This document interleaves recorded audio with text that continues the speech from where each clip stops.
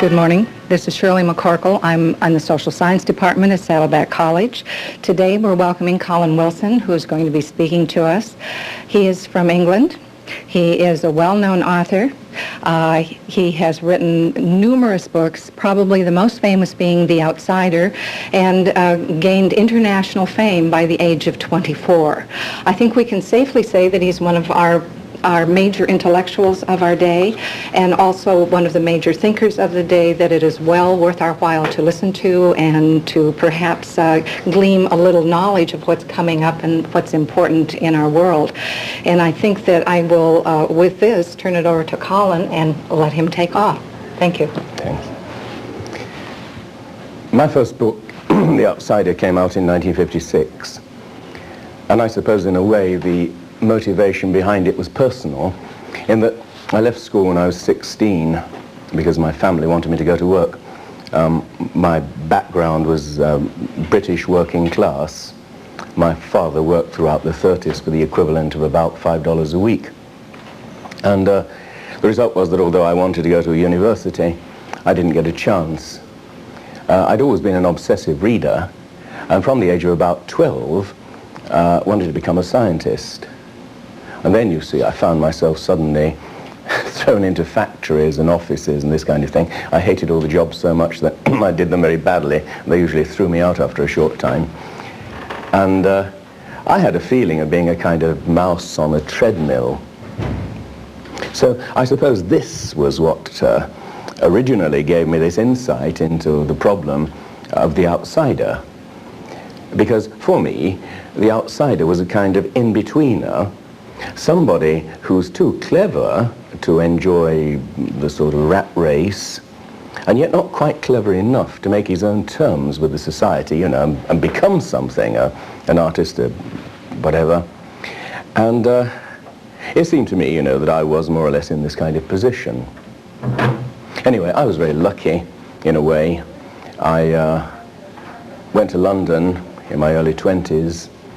I decided at one point that one answer to this problem of having to work continuously, you know, for just the basic minimum wage, enough to keep you alive, was perhaps to not have a room. So what I did was to, first of all, buy a tent. And then I felt I could work at various jobs for short periods until I'd accumulated, you know, say, the equivalent of $100. And then, without a room to pay rent for, I could probably live very cheaply for a couple of months on that. And this, in fact, is more or less what I did, except that a tent was of no use. It's too conspicuous. I got myself a waterproof sleeping bag, and I slept out on one of our large open spaces in London, Hampstead Heath.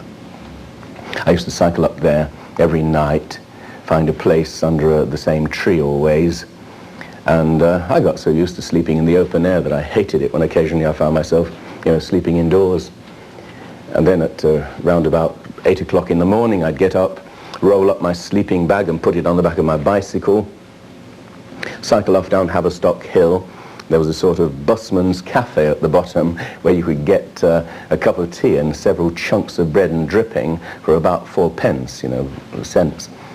And after this, I would go on to the British Museum reading room, because I had a romantic thing about the British Museum where Karl Marx and H.G. Wells and Bernard Shaw and dozens of others had written their early works.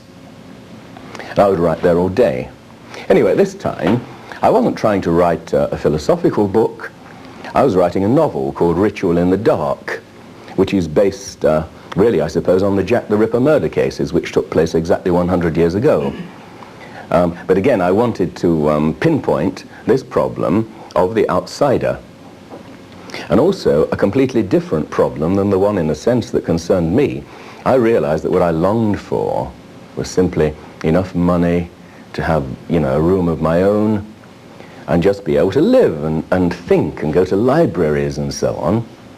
And the hero of my book is in this position. A small legacy has enabled him to live in a room of his own and, you know, live fairly cheaply. And yet, having achieved this and having thought all his life that this was the one thing he longed for, he now finds himself in a curious state of boredom. You know, when he wakes up in the morning, he thinks, you know, well, what do I do today? and the days tend to drift by in a grey, featureless way. And he realizes that one of the basic problems of human beings is, in fact, this basic lack of purpose, that it's only in certain moods when we see what we really want and see it clearly enough to go after it. And that the problem is to raise ourselves into these moods of intensity. In my novel, he accidentally meets at the Diaghilev exhibition in London a homosexual. He gets to know him fairly well, and then begins to suspect that he may be this killer who is murdering women in the East End of London. And in a sense, he feels ashamed at having become so fascinated by this. He thinks, I should have been able to do this myself. I shouldn't have to get involved in this way in other people's lives. And yet this is the problem of human beings. We need to get involved in other people's lives to stave off boredom.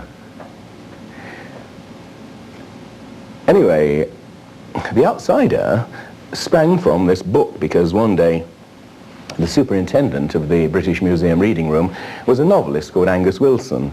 He saw me scribbling away there in a corner, asked me what I was writing. I said a novel, and he was sympathetic and said he'd read some of the novel for me and tell me if he thought it was any good, and if it was, offer it to his publisher. So in Christmas 1954, I managed to finish the first part of Ritual in the Dark, which I gave to Angus Wilson. And then I had nothing to do.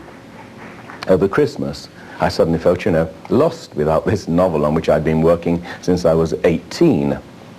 By now I was 23. And so that Christmas day, I was stuck alone in a room in New Cross in London. My girlfriend, was not my wife, had gone home to her family. I didn't have enough money to get back to Leicester, where I live. And I spent the day thinking about this basic outsider problem that I'd written about in the book. It seemed to me that there's something a bit absurd about human beings, that our problem is that we know very clearly what we don't want, and we know it much more strongly than we know what we do want. Subjected to real problems, difficulties and so on, we dig in our heels and struggle. On the other hand, when things are going well, we don't quite know what we want. It's absurd. It's like buying a car that will do 90 miles an hour in reverse and only 10 miles an hour going forward. And as I began to think this out, I began to realize that in my Ritual in the Dark, I'd written about what you might call three different types of outsider. One was the intellectual outsider. I always thought of the philosopher Nietzsche as a typical example of this. Of a kind of emotional outsider, I always thought of the painter Van Gogh, again, as typical, and of what you might call a physical outsider. And here I thought of the great ballet dancer Nijinsky as a typical example. The interesting thing is that Nijinsky had a very high degree of physical discipline, of control of his body, but not of his emotions or his intellect. A painter like Van Gogh had a very high degree of control of his emotions, but not of his body or his intellect. And finally, a man like Nietzsche had a very high degree of control of his intellect, but not of his emotions or his body. And each of them was kind of lopsided, and of course each of them went insane. This was another thing that fascinated me, this problem of insanity of the romantics of the 19th century. So many of them committing suicide, dying off like flies. And yet, all of them starting from the same position, these weird moments of ecstatic happiness in which we know that all life is good and wonderful, and that a sensible person would never want to die. The feeling that you get on spring mornings, for example. And I began to work this out. I sketched it out on a couple of pages of my journal. When the new year came, as soon as the British Museum was open again,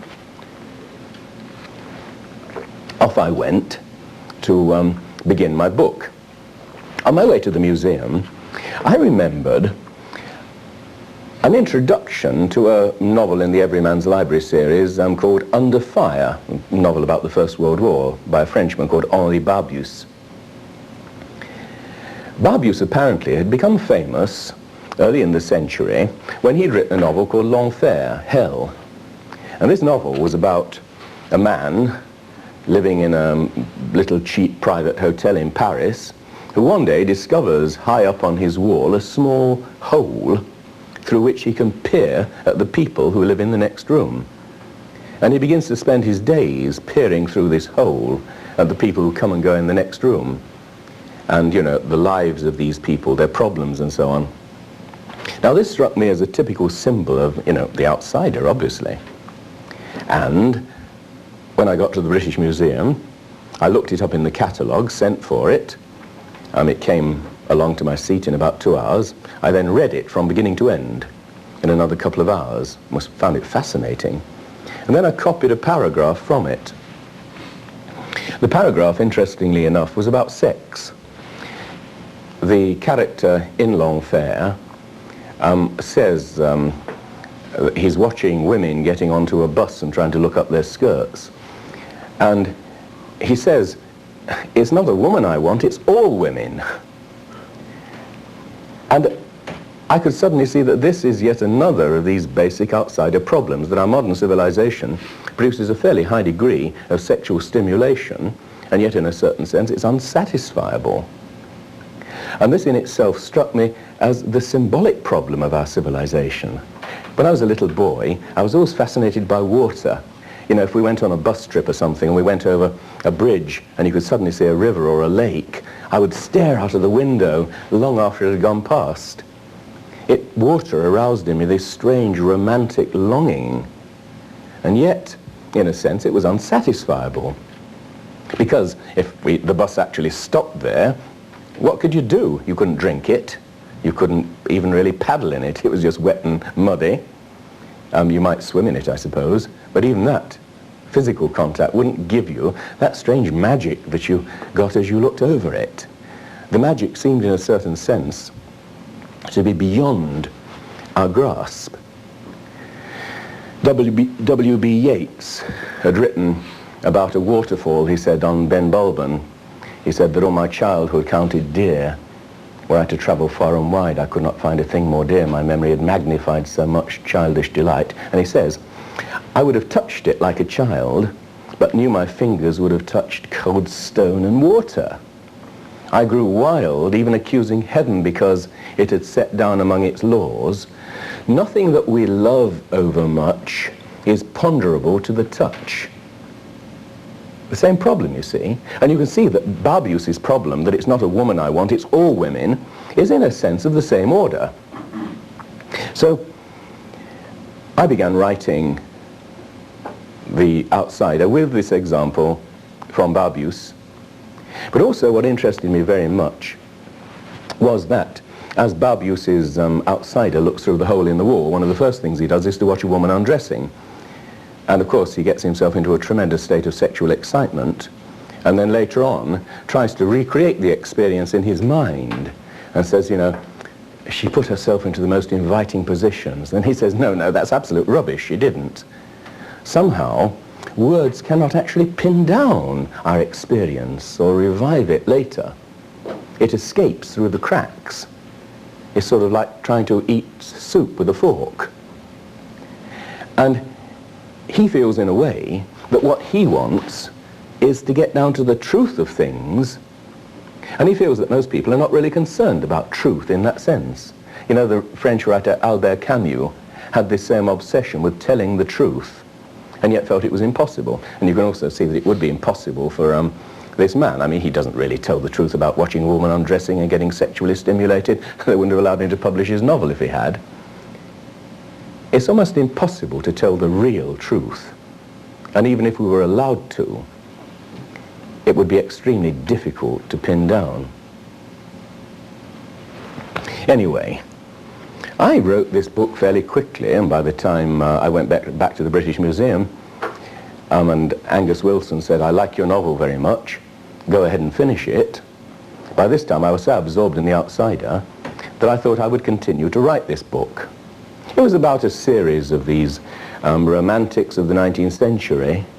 And as I say, the interesting thing for me was the fact that so many of them had these marvelous glimpses of sheer ecstasy, very often late at night, when they would feel that the whole world was superb.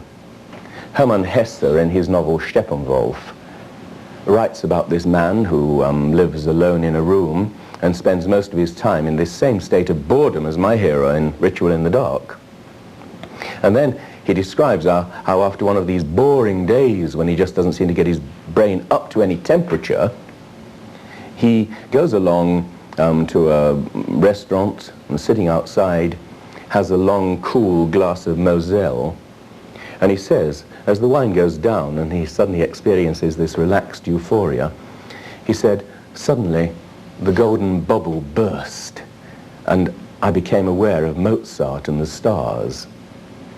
And that's it, isn't it? That strange opening up inside you when you become aware of Mozart and the stars and they're real. Now that's the interesting thing, you see. One other experience fascinated me so that it's come up again and again in my work.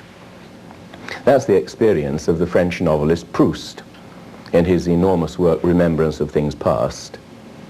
And you remember that this book is really about one single experience that he had as a young man. He says that he came walking home one evening from a long day, feeling rather tired, and his mother offered him a small cup of herb tea, a tisane, and a little cake called a madeleine. And he dipped the cake in the herb tea and ate it. And he said, an exquisite pleasure invaded my senses. Suddenly, I'd ceased to feel mediocre, accidental, mortal. And puzzled by this sudden strange sensation of sheer happiness, he dips the cake in the tea again and tries to remember what's happening. And then it comes back to him. When he was a little boy living in a tiny, attractive French village called Cambrai, they used to go for long walks in the spring. And when he came back home, his aunt, Léonie, would often offer him a taste of her madeleine, also dipped in this same herb tea. And it suddenly brought back with tremendous force those days of childhood. Now, the interesting thing is, why should that make you happy? I mean, you know, he knew he was a child in Cambrai. This, you see, is the interesting thing. What happens in such moments that quite suddenly you cease to feel mediocre, accidental, mortal? You see, the moment before he tasted the madeleine dipped in tea, he could have said, yes, I was a child in Cambrai, but in a sense he wouldn't have meant it. It would just have been a statement. It was true, but he wouldn't have meant it. And when he tasted the biscuit dipped in tea, he could suddenly say, I was a child in Cambrai, and mean it. And that's the point. G.K. Chesterton says somewhere, we say thank you when someone passes us the salt, but we don't mean it. We say the earth is round, but we don't mean it even though it's true. But an astronaut in space could say it and mean it. And that's the point. Our brains seem perpetually kind of damped down, you know, like a fire covered over with wet wood. And it's only occasionally that we get into these curious states in which they seem to behave as they ought to, when you can say something and mean it. And that's one of the things that fascinated me in The Outsider. These outsiders of mine in the 19th century were always having these superb experiences in which they could say, you know, the world is marvelous and mean it. Van Gogh is a good example, you know, the Dutch painter. You remember that one of his greatest paintings is that painting of the Starry Night, in which the whole of the sky seems to dissolve into terrific whirlpools of vitality around the stars, and the trees look as if they're flames shooting upwards. And you can see that as he painted this, he felt that all life is self-evidently good. And yet, Van Gogh killed himself by shooting himself in the stomach and left a note that said, misery will never end. There's the problem, you see. Which is truest, the vision of the Starry Night or the suicide note? And this is the problem that you get with all of the great 19th century outsiders. They had these wonderful glimpses, in which it seemed to them self-evident that the world is marvelous, and then the next morning woke up and thought, what the hell did I mean by that? Because, you know, self-evidently you're in a solid, down-to-earth, rather boring world. And that's the problem. That we're always being torn between these two things. You know, you make a commitment when you're feeling good, but you have to carry it out when you're feeling tired.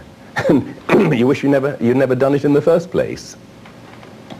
We're torn between these two extremes all the time. That's what The Outsider was about. But it was really, I suppose, about that question. First of all, which is true? When you're feeling low and depressed, it really does seem self-evident, you know, that misery will never end is true, and that we all deceive ourselves because we're all going to die. We struggle and struggle and struggle. Nothing really happens. Even, you know, do you remember W.B. Yeats wrote a poem in which he says, you know, that his chosen comrades thought at school that he'd be a famous man and so on. And then he thought so too, and finally with toil achieved all this. And then, what then, sang Plato's ghost, what then? There's always this feeling of, you know, what then, or even of so what. And this seems to be the basic problem. And that was the problem that I was trying to focus. You see, if there was a way of suddenly turning up your intensity, if you had a little switch on the side of your head like a thermostat and you could turn it, and up went your intensity until your brain was blazing. Again, Yeats, I keep quoting Yeats, but I think he probably is the greatest poet of the 20th century. Yeats has a poem in which he says, and my 50th year had come and gone, I sat a solitary man in a crowded London shop with an empty cup and an open book on the marble tabletop. As on the street and something I gazed, my body of a sudden blazed. And for 15 minutes, more or less, it seemed so great my happiness that I was blessed and could bless. These moments when something happens, and quite suddenly you can see self-evidently that everything is good. And you could also see that if you could turn up your mental temperature to this degree whenever you liked, you'd live like a whirlwind, and you'd leave behind some tremendous trail through the world. This was what interested me so much, but how could it be done? Anyway, I was very lucky, I suppose. I wrote this thing, The Outsider, fairly quickly. I'd only written 2 or 3 chapters when I happened to pick up a book by a London publisher called Victor Gollancz about mysticism.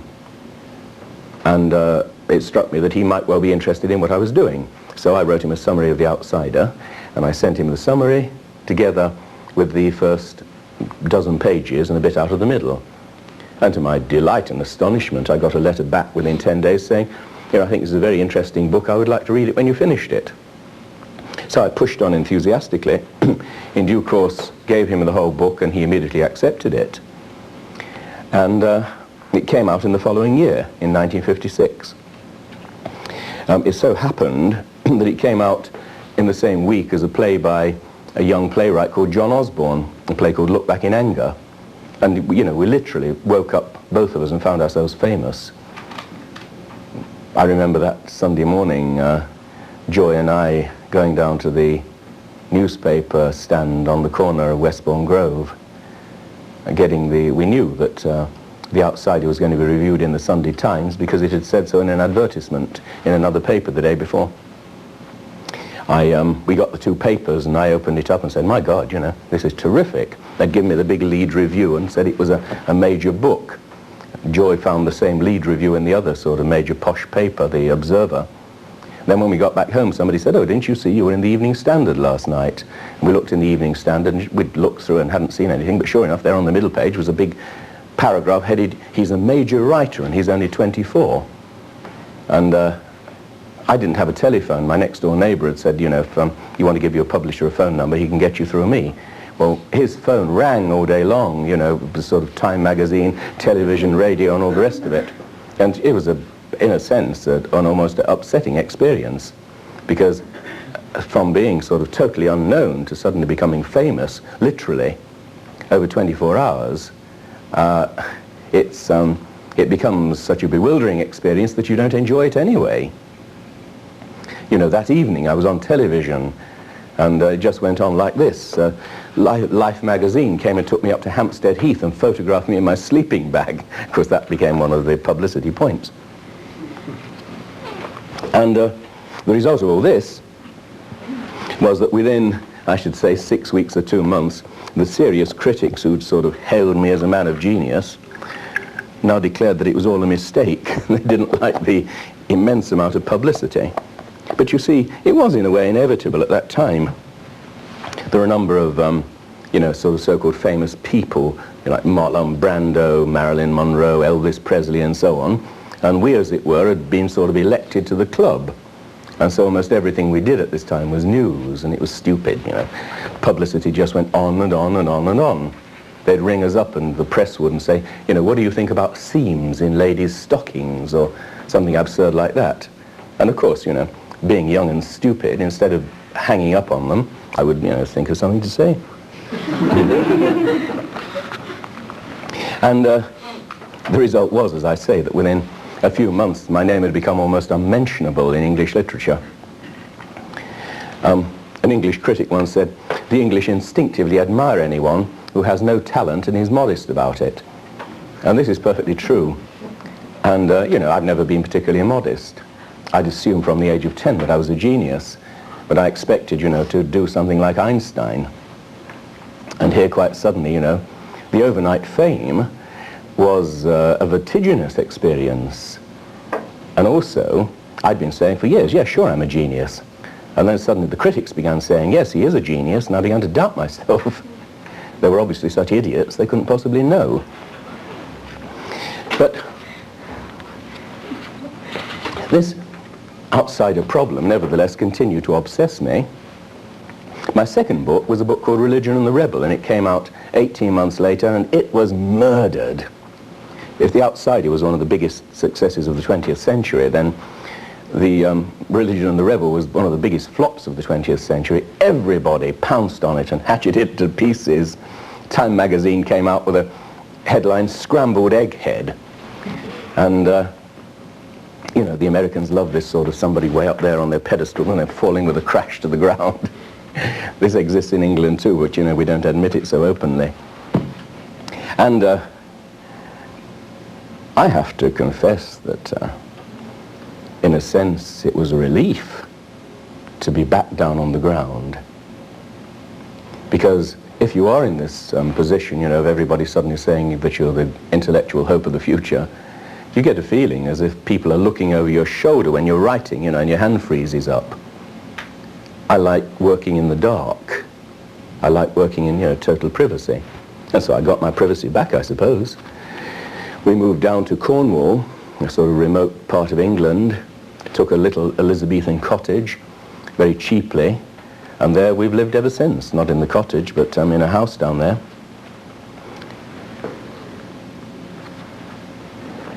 Then, in 1958, I stumbled across what I suppose was one of the major clues to this outsider quest, you know, to this question, which is true, the intensity experience or the suicide note. Carlyle, by the way, you know, the English writer, talked about it as everlasting yes versus everlasting no. That clue came from an American psychologist who wrote to me, a man called Abraham Maslow. And he sent me various papers of his. And at first I looked through these things with sorts of like words like meta-motivation and so on, and wasn't really very interested. Until I opened one of the papers in which Maslow said that he, as a psychologist, had got sick of studying sick people because sick people talked about nothing but their sickness. And so he decided instead to study the healthiest people he could find. So he asked around among his friends and said, who's the healthiest person you know? And he soon got together a group of these healthy people and began to study them. And he immediately found something that nobody had ever discovered before, because nobody had ever thought of studying healthy people, and that is that all healthy people seem to have, with a fair degree of frequency, what Maslow called peak experiences. Just these sudden bubbling experiences of sheer happiness. An example he gave was that A young mother was watching her husband and children eating breakfast, when suddenly a beam of sunlight came in through the window and she thought, oh my God, aren't I lucky? And went into the peak experience. A hostess who'd just given a party looked around the room at, you know, the wine spilt on the furniture and the cigarette ash trampled into the carpet, but nevertheless thought, my God, that was a damn good party, and went into the peak experience. One of my favorites was Maslow mentioned that a Marine had been in the Pacific for about 6 years without seeing a woman. And when he came back to base, he saw a nurse and had a peak experience because it suddenly struck him that women are different from men. He said, you know, we make this assumption, but again, it's like G.K. Chesterton, we don't really believe it. He said, you know, they're as different from men as horses are from cows. And this sent him into the peak experience, this sudden recognition of reality, as it were. Now, the interesting thing, apparently, was that when Maslow began to talk to his students about peak experiences, they began remembering peak experiences they'd had in the past.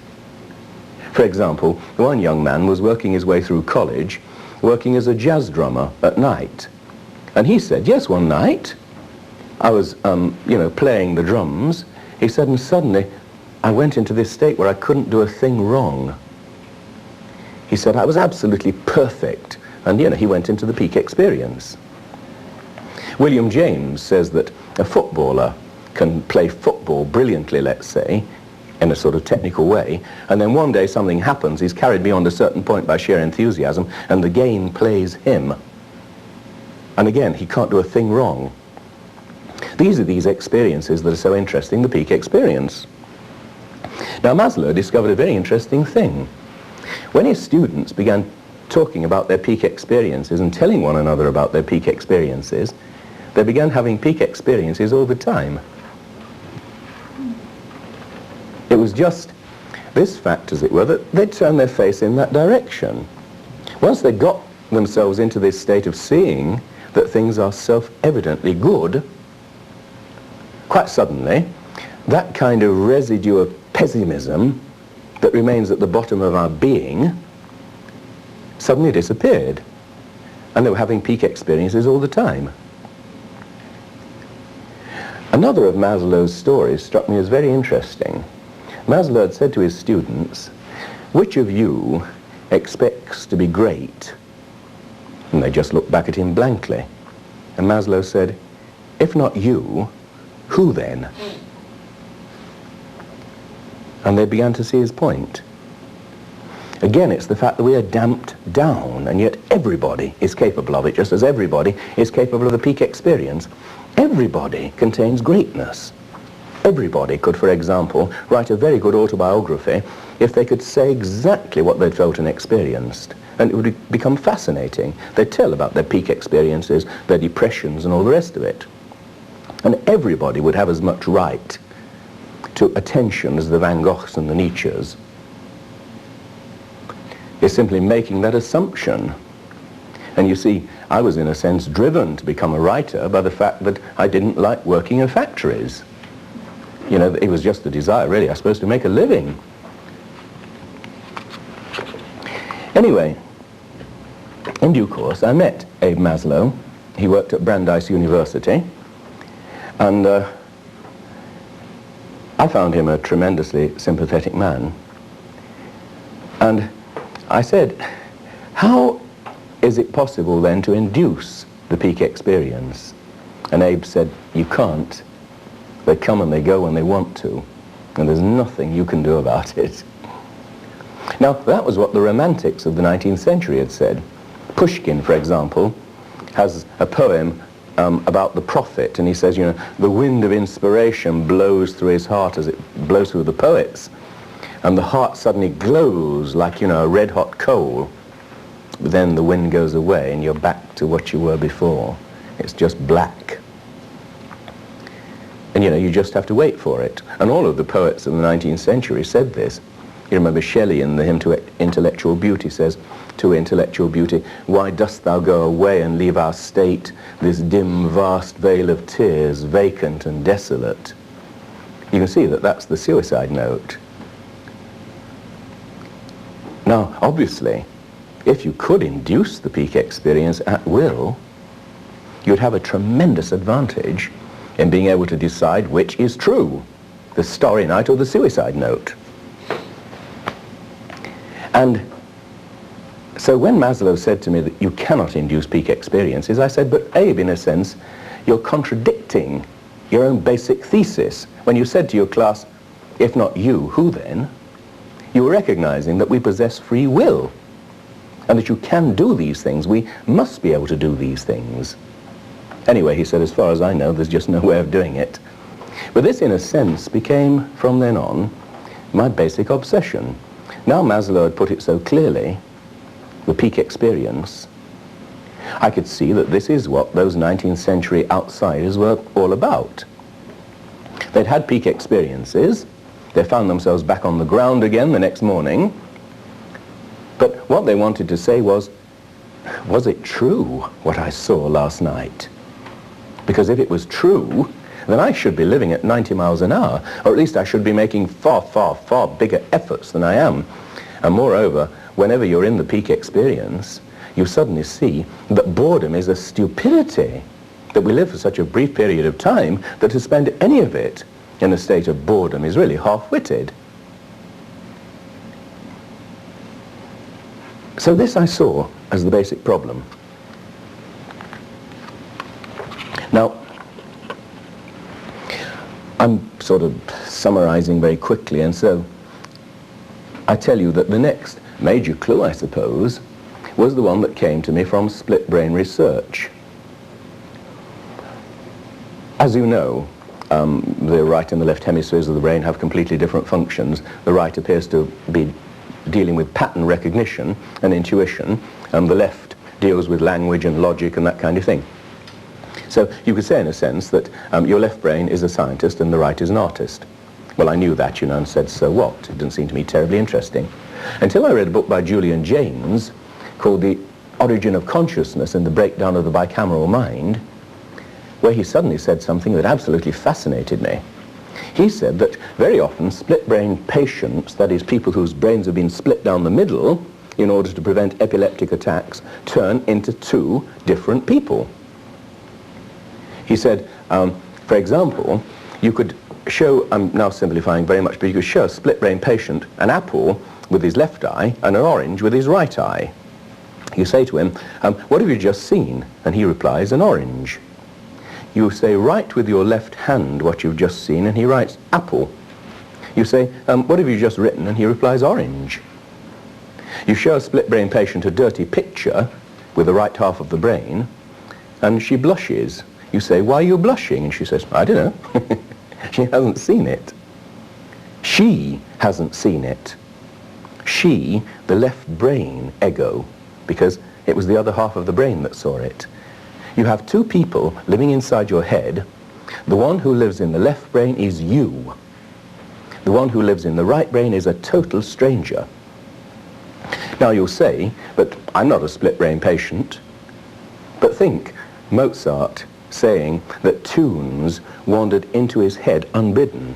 What he meant was they wandered into the left brain. Where did they come from? The artist in the right brain, the stranger. Now if Mozart was a split brain patient, so are we all. Now when I saw this, I suddenly began to realize I was onto something very important indeed.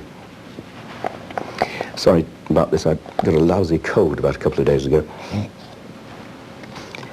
I realized that, in a sense, as a writer, I'd always known this. You see, one of the things the writer does is to try to pin down these intuitions that come from the right brain, pin them down in words, and then, you know, he looks at what he's written the following morning and says, ugh. It's sort of like squashed flies on the paper. It just has not caught what he thought he'd caught the night before when he felt he'd written a masterpiece.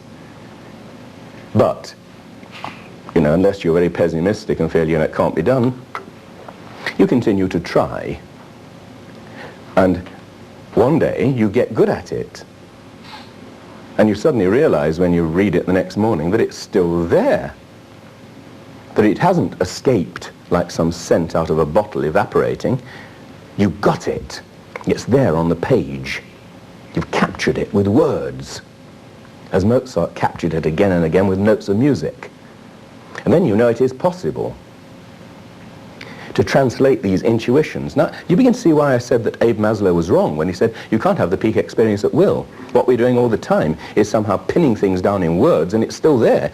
That's why Mozart gives you a peak experience, because he's pinned it down in notes. And the notes had to be written down by the you, the left brain. And also, of course, sometimes you know that it's happening. The ideas flood into your mind, you catch them and turn them into words, and it's as if the right brain said, yes, yes, that's what I meant, and the left says, oh, really, thank you very much, and turns the next one into words even better. And suddenly you've got a superb tennis match going between the two halves of the brain, and this is called inspiration. And when that happens, it's as if your brain is like two lumberjacks at either end of a double-handled saw, working together perfectly, and that's how we should be all the time. Why don't we? Because we're not aware of the other lumberjack.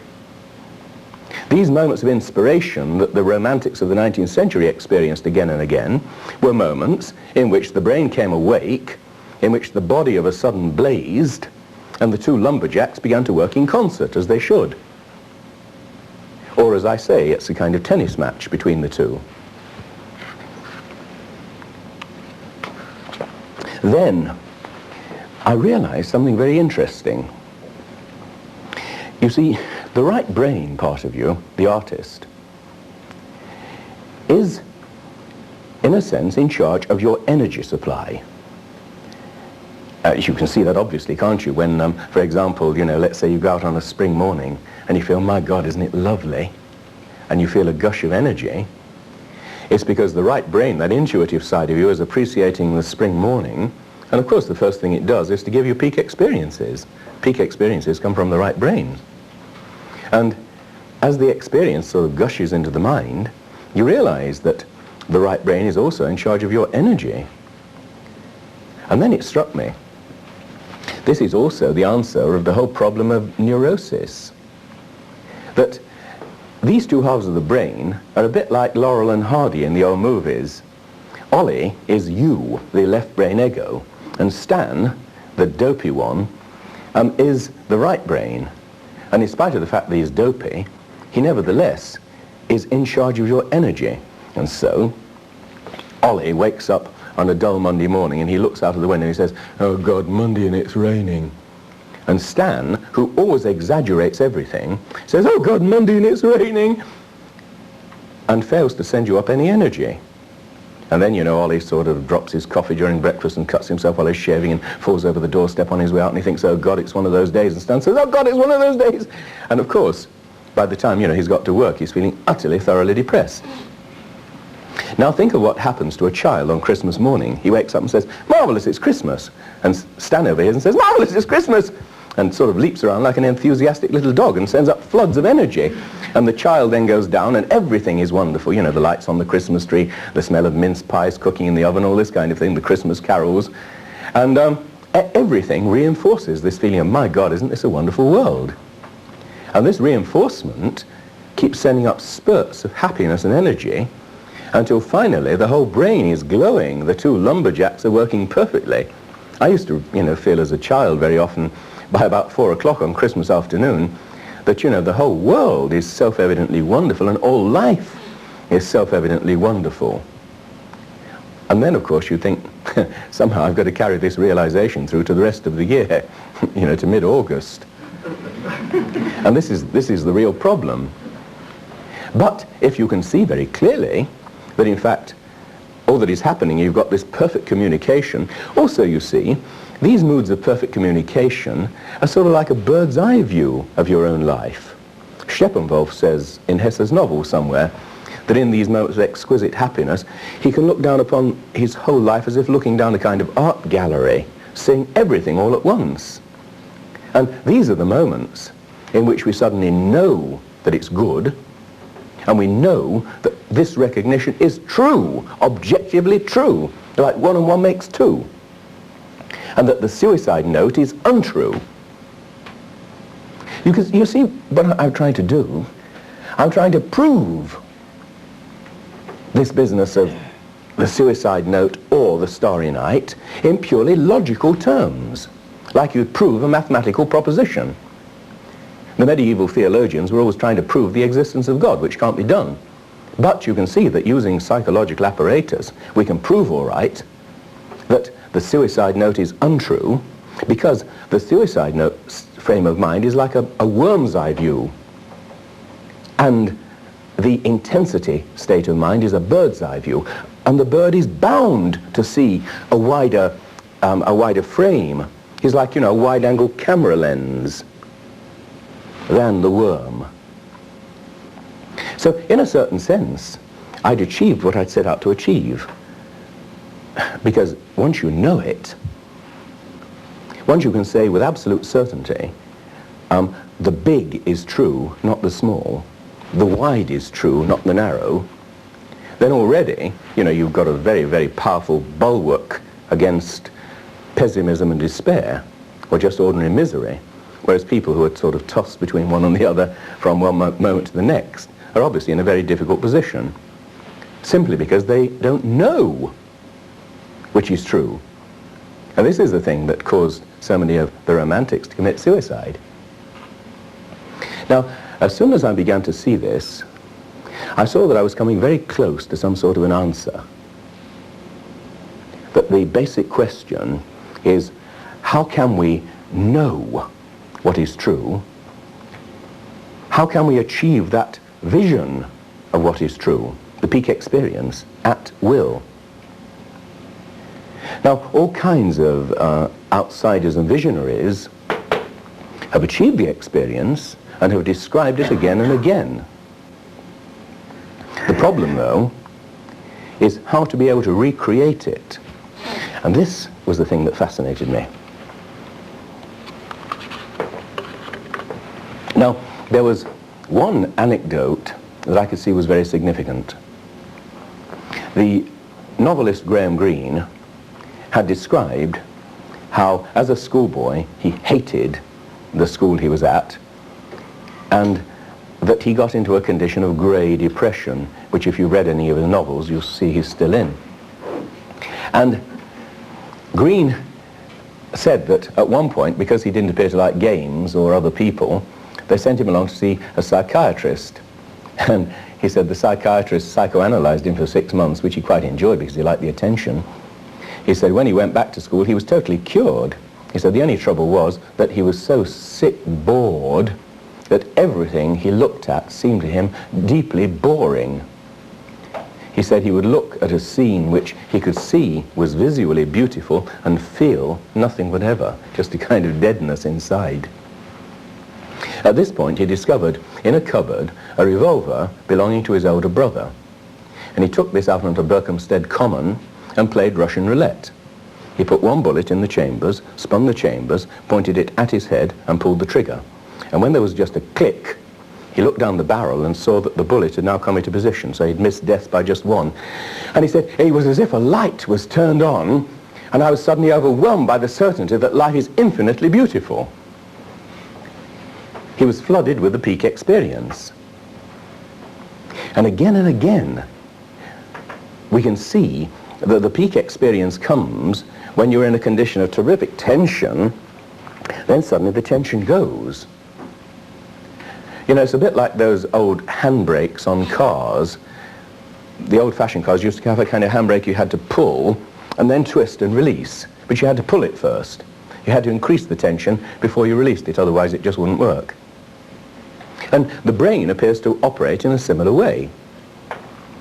Now, this business of tension and release is obviously, to some extent, the answer. The poet Wordsworth was once asked by De Quincey, how do you get these moods and feelings in which you feel this kind of universal happiness? Because Wordsworth's best poetry has that same vision as Van Gogh's Starry Night. He talks about sailing out onto Lake Windermere at night in a boat, and suddenly the hills seem to be immense living presences. He said, and suddenly he became aware of unknown modes of being. that breakthrough to reality that Proust got when he tasted the biscuit dipped in tea. You see what it is, a breakthrough to reality. You get out of this sort of stuffy little world inside your own head. You see, we live in front of a kind of computer screen in our heads. That's why we're so efficient. We're the most efficient animals on the surface of the earth. Because we stand in front of a computer inside our own heads, we make computer models of the outside world, and we deal with it, we handle it in this way. The only trouble is, we mistake the computer for reality and think we can't actually get out there. And the result is that you often feel that you're utterly tired of life when you're really just tired of the computer. That's why these moments, like Van Gogh's Starry Night, hit you like a blow. They suddenly make you aware there is a real world out there, and what's more, you can open the window and let in the fresh air. That's the experience that happens over and over again. That's the peak experience. And Wordsworth, later in the day, went with De Quincey to meet the cart coming from Keswick with the mail.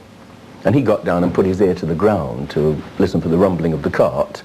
And when he couldn't hear anything, he straightened up and suddenly saw in the sky the first star of the evening that appeared. And he said to De Quincey, "Now I can tell you how I get these sudden moments. Whenever my mind is totally concentrated on something that has nothing whatever to do with poetry, and then suddenly I relax. Whatever I see when I relax strikes me as extremely beautiful." Again, tension, relaxation. But the Graham Greene incident makes it most clear, doesn't it? You know, you can see that as he pointed the gun at his head, I mean, before that he's bored, he's all kind of floppy. He points the gun at his head, pulls the trigger, and suddenly his whole being goes, "Ah!" And then there's just a click, and he goes, "Whoo!" And in that, "Whoo!" everything is beautiful. Also, you notice, he says, it was as if a light had been turned on. Now, if you go into a room and turn on a light, what you see was already there before you turned on the light. The light merely makes it visible. So what Greene is saying, in effect, when he says it was as if a light had been turned on, and I saw that life was infinitely interesting and beautiful, he's really saying life is infinitely interesting and beautiful. At the end of his novel, The Power and the Glory, this priest who's always drinking too much whiskey and sinning generally is standing in front of a firing squad, and Greene says in the last couple of sentences of the novel, he suddenly realized how easy it would have been to be a saint, and yet he spent the whole novel apparently struggling against his own weakness. This is the interesting thing, how easy it would have been to be a saint. That sudden recognition that we have this enormous will, this terrific drive, and yet somehow we don't use it. Why don't we use it? Because we are stuck in the worm's eye view. If we could turn on the bird's eye view at will, then we could do it. If you would suddenly rise up into the air, as it were, and look down on the whole of your own life, like Steppenwolf, tasting the glass of Moselle, and suddenly become aware of Mozart and the stars, you would be permanently in a condition of such intensity that everything would fascinate you, and you get an enormous amount done. It can, incidentally, be done simply through a brain machine. There's a character called, I think, Light, who has invented a thing that releases the endorphins, the brain's natural opiates. And when you're wired up to this, it quite suddenly produces this immense state of happy excitement. So that Light said that he once went on a 600-mile drive to a conference wired up to his machine, did good creative thinking all the way, attended the conference, then drove 600 miles back and wasn't even tired. This is obviously one of the potentialities of this kind of thing. Yet it seems to me, in a sense, it'd be a good thing, of course, to be able to release the natural opiates whenever we liked, but it reminds me of Aldous Huxley, whom I used to know here in California in the early 60s, who, you remember, wrote a book called The Doors of Perception, which was about taking mescaline. And you remember Huxley said that he took this mescaline under medical supervision in those days, and that everything became absolutely magical. He said suddenly everything existed. Existence seemed to kind of leap out at you. A deck chair made of red and yellow stripes became red and yellow stripes of fire. And he said, you know, you just looked at a vine growing outside the house, and it was so intensely real that you could stand and stare at it forever. And Huxley went on to say, a world in which everyone took mescaline would be a world in which there were no wars. And you remember Tim Leary and various others at this period began recommending their students to take psychedelic drugs to produce these effects and go off on these trips, you know, and drop out and so on. A friend of mine in London took mescaline, and she was standing at a bus stop waiting for a bus, but she didn't get on the bus because she said the buses were so beautiful, these great blazing red objects going past her. And Aldous Huxley said the same. He said, you know, you could look at a pile of dirty dishes on the draining board and think, my God, aren't they beautiful? You wouldn't want to wash them up. So a world in which everyone took mescaline would be a world in which there were no wars, but it would be a world in which there wasn't any civilization either. And this is the problem. Obviously, I could see then, you know, mescaline is not the way of achieving this insight. Then I began to see a kind of answer to my question. If it's that followed by that, admittedly I could do it by playing Russian roulette like Graham Greene, but that's, you know, an extreme way of doing it. On the other hand, just concentrate on something, anything, like a pen. Hold up a pen against a white wall and then concentrate with everything you've got until you see nothing but the pen, and then relax so you see the wall, and then concentrate again. And I mean really concentrate, as if, for example, you're about to slam the car door in a mood of boredom and you suddenly realize you almost caught your child's hand in the door. You would go, oh my God. Concentrate and then let go. Concentrate and then let go. Concentrate and then let go. And you'll find if you're doing it properly, that after about the 10th time it actually begins to hurt you behind the eyes. And when it begins to hurt, push on. And you suddenly find you're going to the peak experience. This is the way that it works. The tension and the relaxation, and that's one of the simplest disciplines for doing it. When I was teaching once at a university in Vancouver called Simon Fraser, which is on top of a mountain, I remember I'd spent a whole week talking to my students about this kind of thing. I left to go back to the motel where my wife and kids were waiting. As I went down the hill, I was feeling very, very tired and thinking, my God, isn't that bay beautiful? And I'm so tired that I can't appreciate it. And I thought, Wilson, you idiot! You've been telling them all week that when you're tired, you're nearly there. And I concentrated furiously and it hurt. And then suddenly the bay seemed to explode into light. And I'd done it. And I realized, you know, that you can do it. It can be done. The peak experience can be had at will, provided we understand its mechanisms. And this, in a sense, you know, has been something I've been doing ever since. Trying to create the insight into the mechanisms that will mean that we can turn on the peak experience exactly like turning on a light. And when you turn on the light, you can see what is there in the room. You can make maps, you can make plans, you can make charts. And the maps and the charts and the plans will enable you to navigate around even when you can no longer see the vision.